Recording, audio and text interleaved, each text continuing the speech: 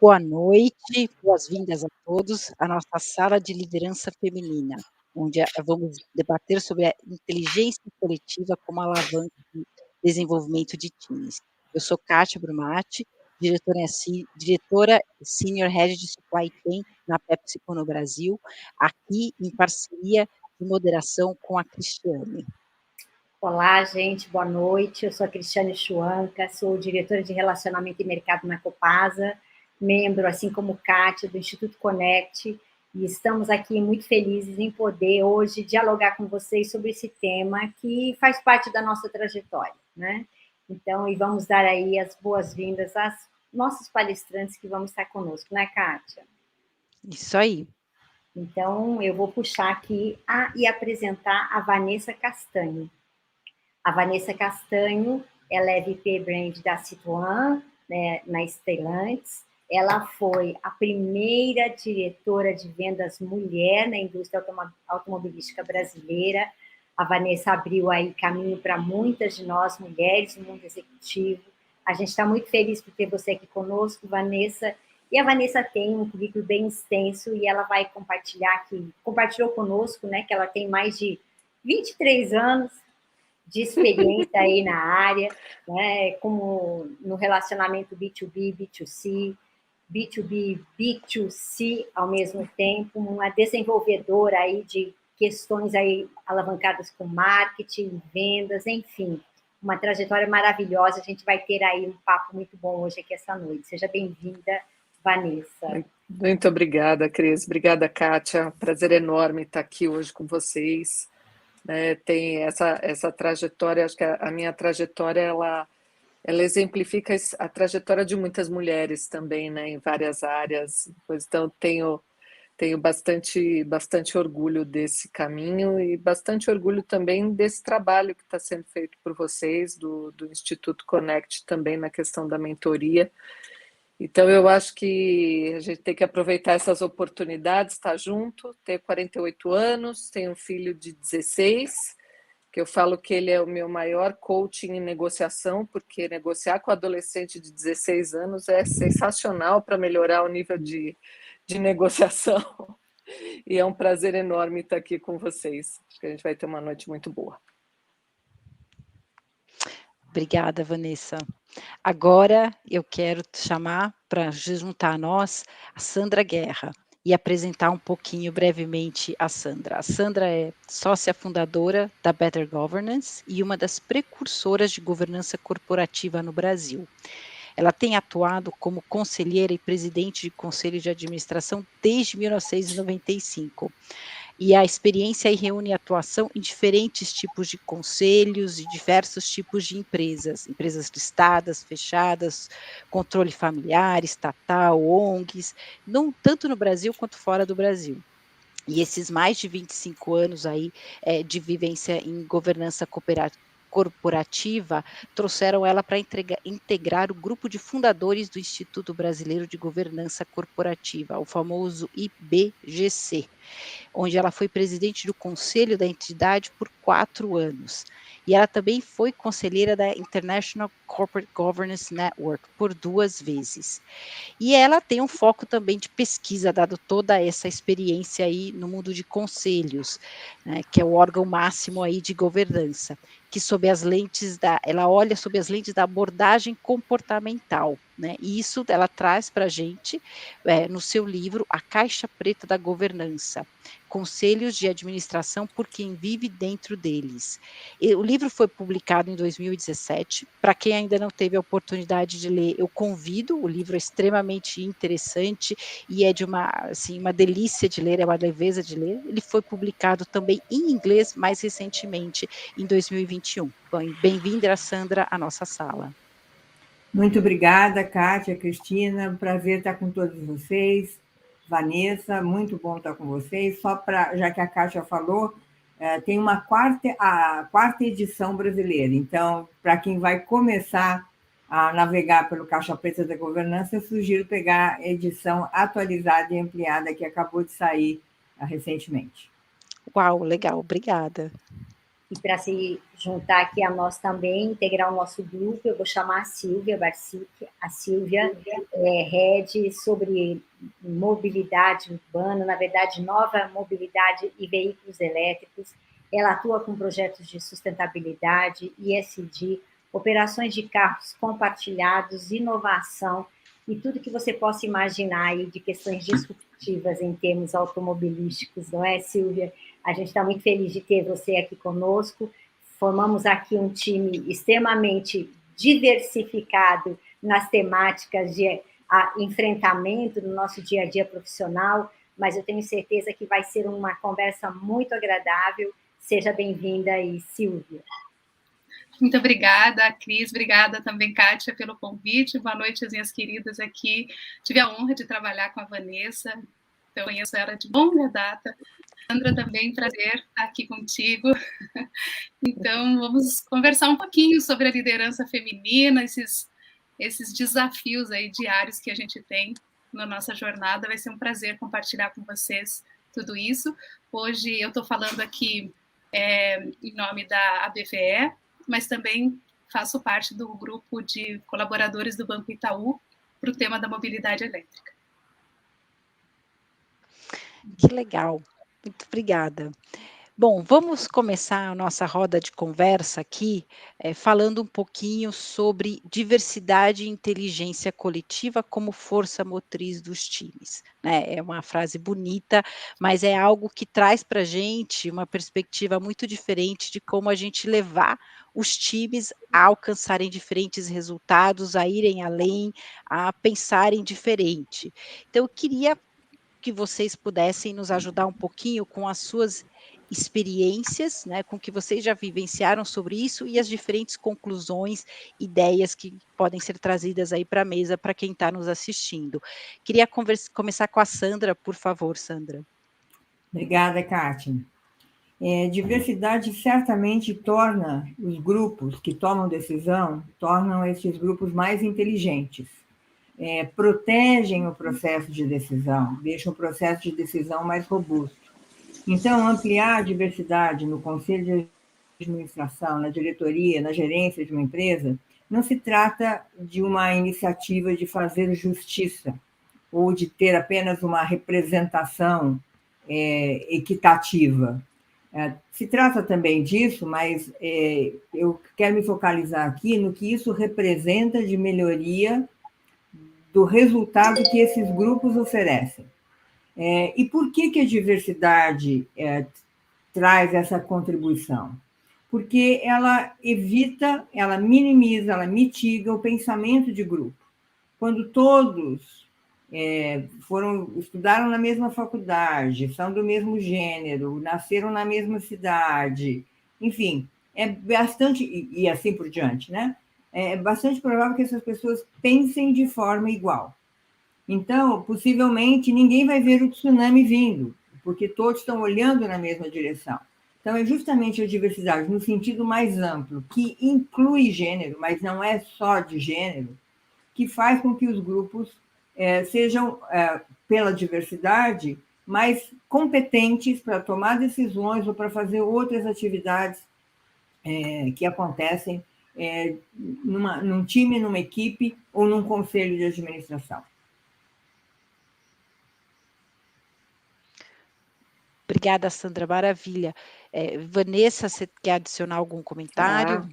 Sim, eu acho que quando a gente fala de competência, como a Sandra colocou, né, isso já se traduz em números.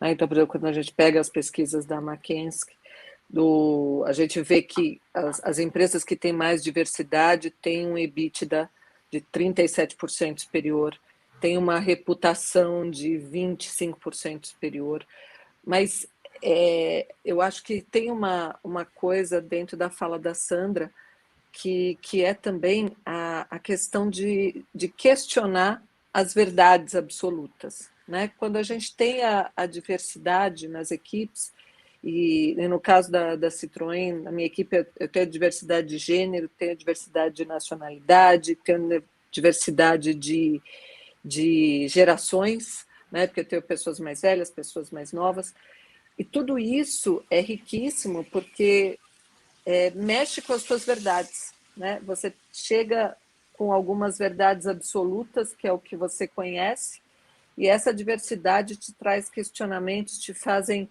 abrir a tua perspectiva sobre determinado assunto, e as verdades deixam de existir e se cria uma nova verdade com uma perspectiva muito maior, né? Com um olhar muito mais amplo, sem tá nichado.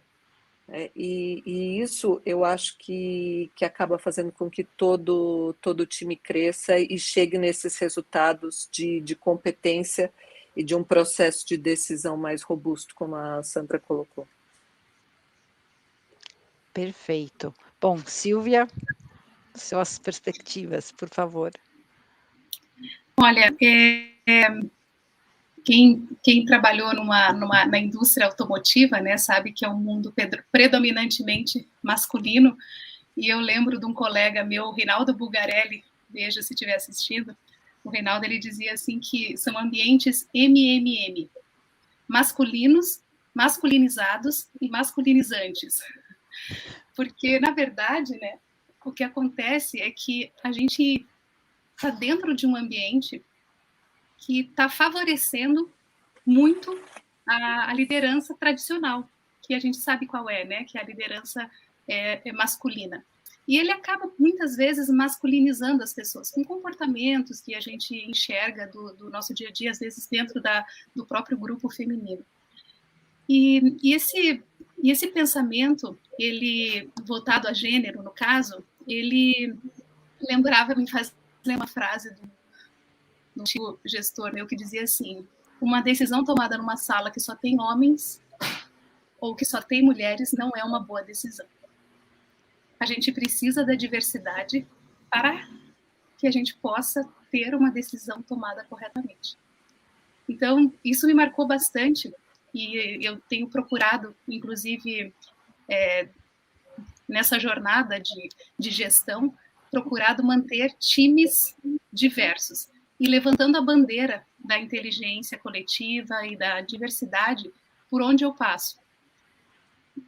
Porque, às vezes, num painel, eu lembro de um movimento que começou no início da pandemia, quando deu o boom das lives, vocês lembram? Que tinha um movimento de homens que estavam aceitando fazer lives se só tivesse homens nos painéis. Eles até nomearam como os menels, porque não era insuficiente. Eles precisavam receber esses comentários, visão feminina sobre o assunto. Não é nem melhor nem pior, mas é uma visão diferente sobre um determinado assunto. Então, tenho tentado levar essa bandeira, e ninguém mais tem dúvida, né? A Van trouxe aqui para a gente esses dados, que ninguém mais tem nenhuma dúvida a respeito da vantagem financeira, econômica, de ter essa diversidade dentro dos nossos grupos, né, gente? E sabe, Sil, esse ponto que você falou, por exemplo, eu me masculinizei muito no início da minha carreira. Eu punha pouca maquiagem, andava praticamente só de calça, falava bem forte, assim, né, que eu tinha que falar, né, para meio que tentar ser aceita. Adaptar, né? E eu acho que o grande papel dos homens agora também nesse processo porque a gente fala bastante da diversidade, mas fala, bom, e aí, né? Qual que são as ações que têm que ser feitas para que isso comece a mudar? Começando com os homens que hoje ainda estão, maioria, nas posições de liderança e tomando as decisões sobre outras posições de liderança, sair da opção segura, porque a mulher ela não é tida como uma opção segura, porque afinal, até agora, sempre foi homem, né? Eu que você, o cara... Mas se, como você falou no início, eu fui a primeira mulher a ser diretora de vendas da indústria automotiva brasileira. Foi porque um homem apostou, né? Então, eu acho que um dos pontos principais para a gente começar a aumentar a diversidade também é os homens... Bom, ela tem competência, ela... Sabe, para de ter dúvida, coloca ela na posição e vai dar certo. E eu lembro daquele movimento da ONU, não sei se vocês lembram também, do He for She, que foi um movimento que começou em 2018, 2019, e esse é exatamente isso. É para que os homens percebam, né, quão importantes eles são para que a gente possa dar esse passo e mudar a situação de liderança das mulheres no mercado, né? No mercado de trabalho, na política, na academia e em todos os ambientes aí que a gente está inserida. E esse movimento Reforti, que você cita, né, Silvia, ele ainda está atuante, a gente trabalha com ele aqui dentro da organização ainda, e realmente ele joga uma luz que é assim, da importância do lado do gênero masculino, não apenas abrir portas, como a Vanessa diz, olha, acreditar numa mulher para assumir uma posição de liderança, mas a gente também puxa a condição da vida pessoal, né? Porque assim, todo gênero masculino tem uma filha, tem uma namorada, tem uma mãe, tem uma amiga, né? Essa disseminação, essa difusão de que, conferida a oportunidade, a gente tem certeza que a mulher vai conseguir corresponder além das expectativas, então esse movimento traz muito isso também para fora da organização, para a vida pessoal, né, do homem, para falar assim, olha, me apoia, né, eu bati em porta também para recorrer assim, olha, vagou aquela posição de liderança, eu gostaria de estar lá. E como a Vanessa, também tive um líder masculino que acreditou em mim e foi aí a porta de entrada para todos. Então, hoje a gente também sabe que a gente tem aí, a Vanessa falou da McKinsey, né? A gente já tem mais mulheres em posições de liderança, mesmo no conselho, ainda somos em menor número, né? E é por isso que nós, que já estamos numa posição de liderança, que nos permite abrir portas para outras mulheres, devemos fazê-lo, né? Para que a rede se torne cada vez maior e daqui a pouco as portas estão abertas da mesma forma ou com a mesma amplitude para os dois gêneros, para ter essa diversidade aí que todas nós falamos, que isso é importante, a diversidade, não é? Trazendo um pouquinho mais de números para o que você acabou de falar, Cristiane, a presença hoje de mulheres em conselhos aqui no Brasil, e aí eu estou pegando um grupo pequeno, que são as empresas listadas em segmentos especiais na Bolsa de Valores de São Paulo. Estamos falando ao redor, se não me engano, de 190 empresas, uma pesquisa da Spencer Stuart. Esse número de 11,5% de mulheres. Tem havido um crescimento ano a ano, mas o aumento é absolutamente irrisório. Ano anterior, 2019, esse número era 10,5%, subiu 1 ponto percentual, e em 2018, 9,4%. Então, 57% dos conselhos apresentam ao menos uma mulher, e 6% dos conselhos têm mulheres que são presidentes de conselhos, são chairs. Então, a gente vê aí que o caminho a percorrer é bastante longo e o nível de crescimento aqui no Brasil, o ritmo de crescimento tem sido também bastante baixo. É lento, tem sido lento, não é? Eu mesmo participei, Sandra, assim, até me inspirando muito em você, li o seu livro na edição, acho que na segunda edição, né? E também participei de um processo seletivo para ocupar uma vaga no conselho, e tudo participando, o processo seletivo estava no final, o último feedback, o headhunter disse assim, olha, você tinha todas as condições para prosseguir, o seu nome estava dentre os 2 finalistas, mas o contratante preferiu seguir com o homem. Então, a gente ainda enfrenta isso, não faz tanto tempo, uns 5, 6 anos. Então, a gente ainda tem a preferência, e isso explica, né, Sandra, esse crescimento lento aí. Bom, então, a gente está aí abrindo caminhos, né, com a Vanessa, com a Silvia e com a Sandra Guerra, não é, Kátia? E a gente podia também falar um pouquinho sobre como que essa liderança diversificada, essa liderança não apenas feminina, como diz a Silvia, mas diversa em todos os outros aspectos, ela pode fomentar práticas efetivas que acelere a questão da evolução, da diversidade e inteligência. A Sandra tocou um pouquinho nisso, a Vanessa também, mas vamos começar dessa vez com a Vanessa? Vamos lá, Vanessa, como é que você acha que no seu time mesmo? Como é que isso na prática está acontecendo? E o que você pode contar para a gente? Olha, o que eu sinto, aí eu vou falar de uma liderança feminina, né? O que eu sinto é assim, a liderança feminina, ela dá mais leveza, não no sentido de não cobrar resultado, nada disso, mas uma abertura maior, onde as pessoas possam se expressar mais. Então, você cria um ambiente onde as mulheres que estão no time, elas se sentem ouvidas, se sentem valorizadas, mas os homens, eles também saem um pouco daquela couraça de eu não sinto nada, eu sou super competente, eu não tenho medo, eu não tenho nada, e eles começam também a dizer as suas inseguranças, as suas coisas, e nisso, quando a gente baixa as armas, as armaduras, né, a conversa fica muito mais rica, a conversa fica muito mais interessante e a gente consegue tratar realmente os temas de cada uma das pessoas dentro do time e isso com certeza melhora a gestão. Então, esse eu acho que é uma das forças da liderança feminina. O outro ponto que eu acho super importante é a parte de gestão de carreira.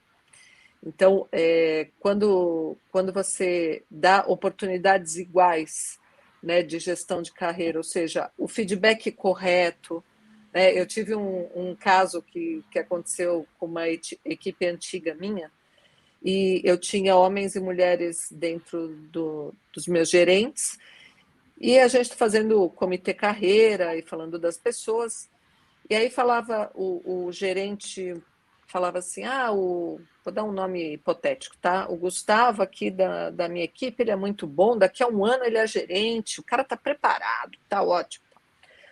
E não falava nada da Luciana, por exemplo.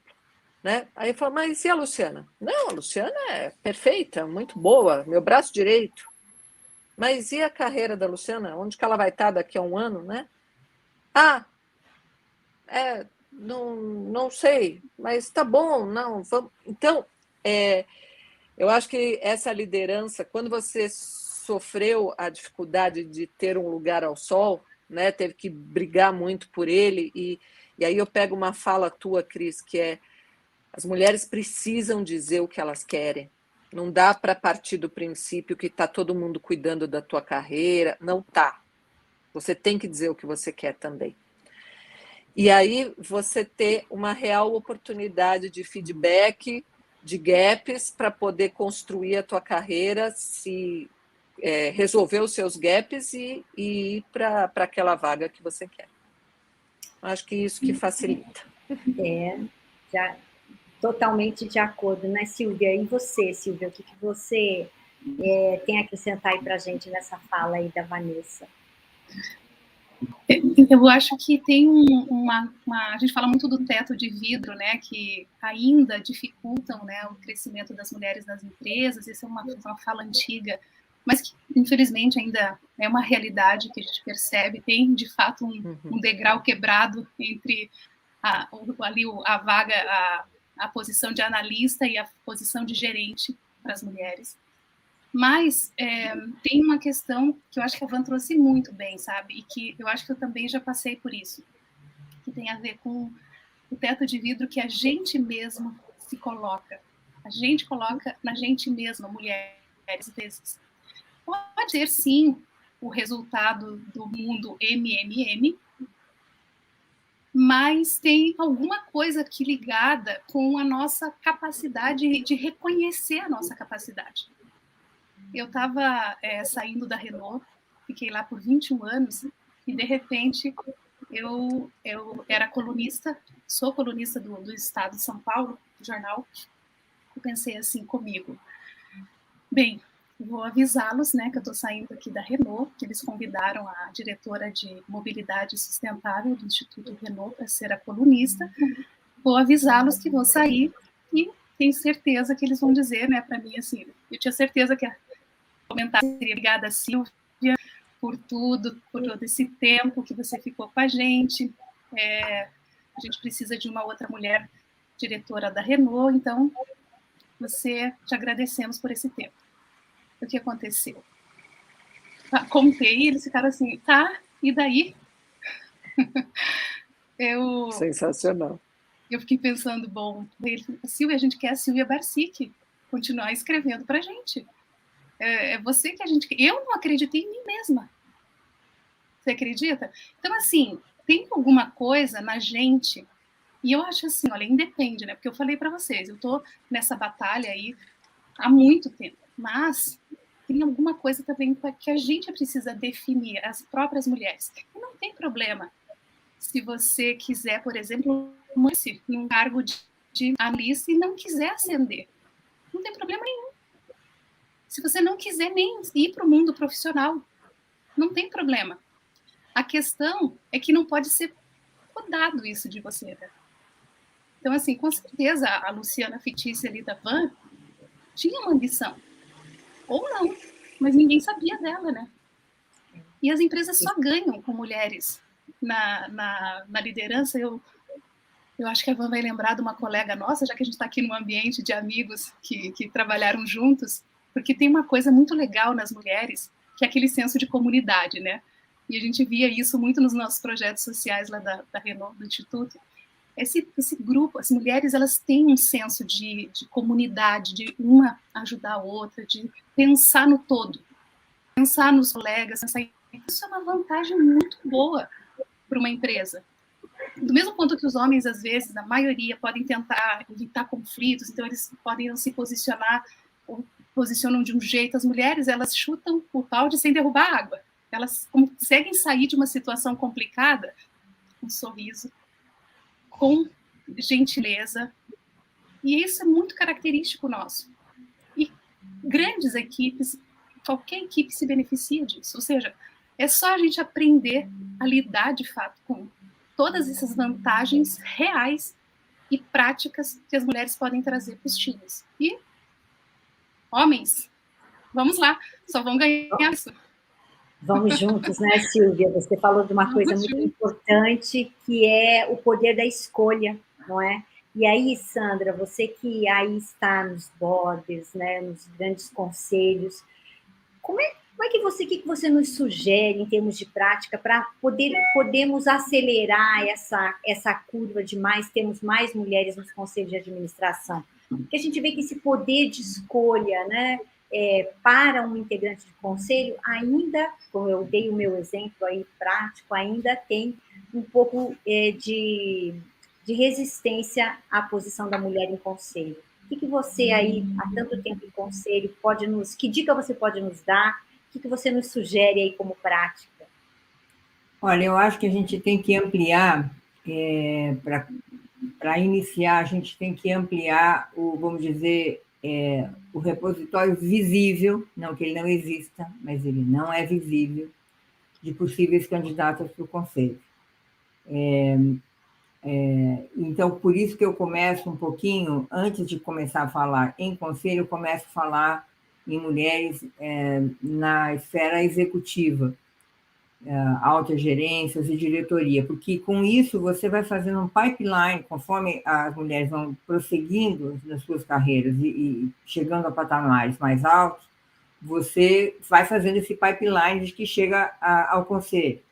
Eu acredito que, ao longo do tempo, os conselhos também vão se renovar e vão começar a trazer pessoas mais jovens, vão começar a arriscar mais com pessoas que não tenham necessariamente uma vivência ainda em conselho, mas isso ainda é bastante pouco frequente. Então, no âmbito executivo, eu gosto muito de iniciativas, né, proatividade, ações afirmativas. Então, um dos caminhos, por exemplo, que uma empresa pode adotar é que todas as vagas de gerência, ou pode ser em relação a todas, mas se quiser começar a aumentar na liderança, todas as vagas têm que ter, a lista curta de candidatos tem que ter meio a meio, né? Tem que ter a mesma quantidade de homens com a mesma quantidade de mulher, e a gente pode, ao longo do caminho, sofisticar isso para ampliar a diversidade aí. Mas, minimamente, essa é uma dose. Eu gosto muito dos processos de seleção às cegas, porque isso resolve o problema da Luciana, por exemplo. A Luciana não é a Luciana. A Luciana não tem uma... Ela é uma candidato ou candidata, tanto faz, completamente afastada de características que poderiam fazer com que ela fosse vista com um outro olhar. Então, eles tiram, inclusive, o nome da faculdade.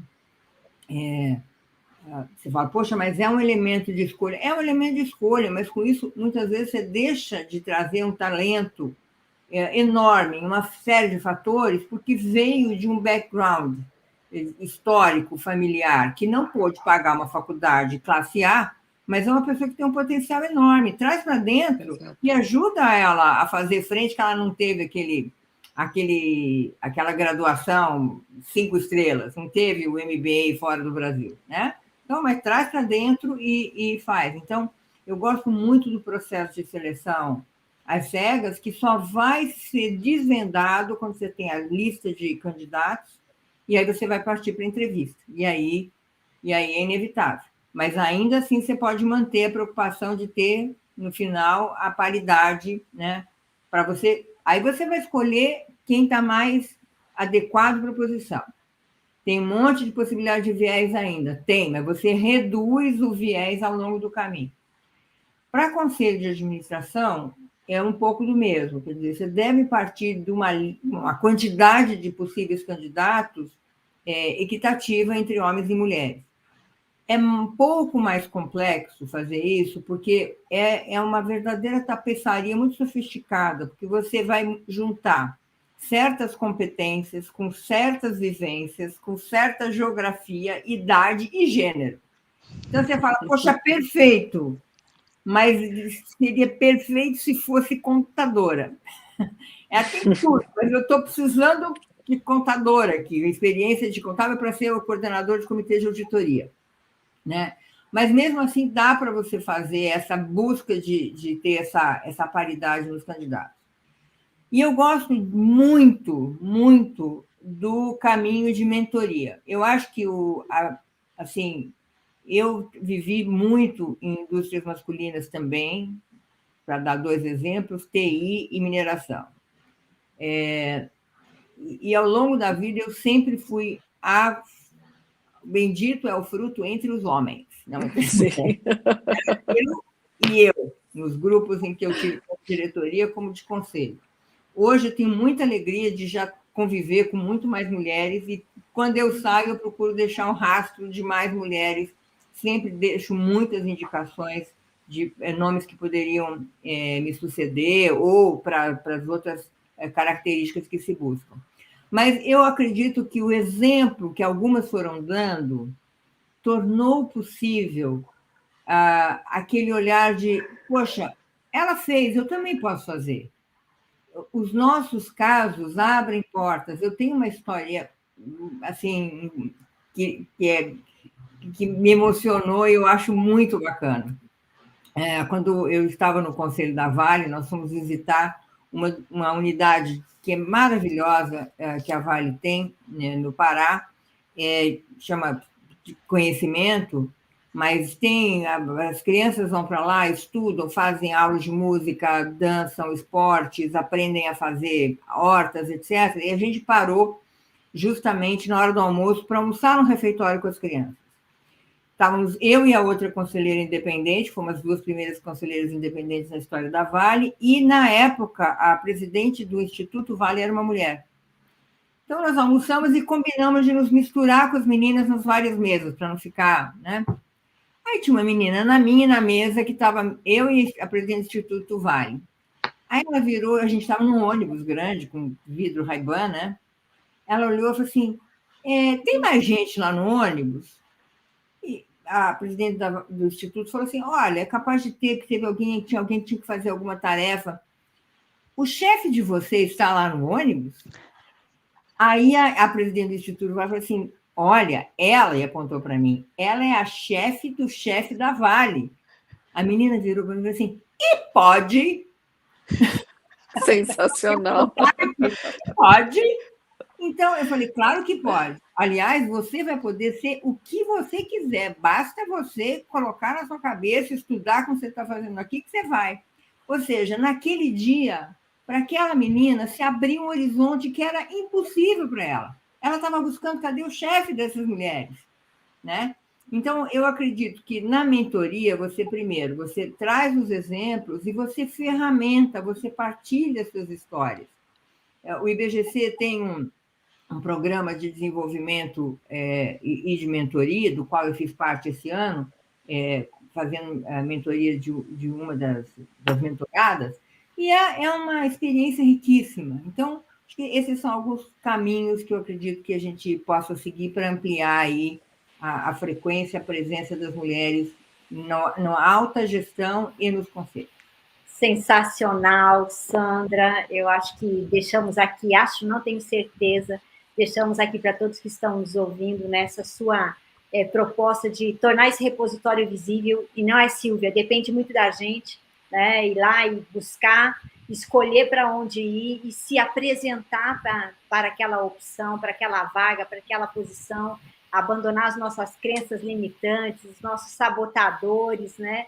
Tudo isso, e assim, essas ações afirmativas, Sandra, elas, muito embora carreguem, né, possam carregar um paradigma, né, da visão, daquele lado que acha que cotas e não, mas, enfim, se é um movimento que a gente precisa fazer, vamos lá, se a gente consegue implantar na organização, como você já falou, e a gente tem feito essa tentativa, da seleção às cegas, né? Omitir o nome, omitir o gênero, vai lá pela habilidade, pela competência, pela trajetória profissional, qual seria aquele profissional que estaria mais apto para o cargo, né? A gente já tem aqui para o encerramento, né, Kátia? E eu queria compartilhar aqui com nossas colegas algumas manifestações no chat.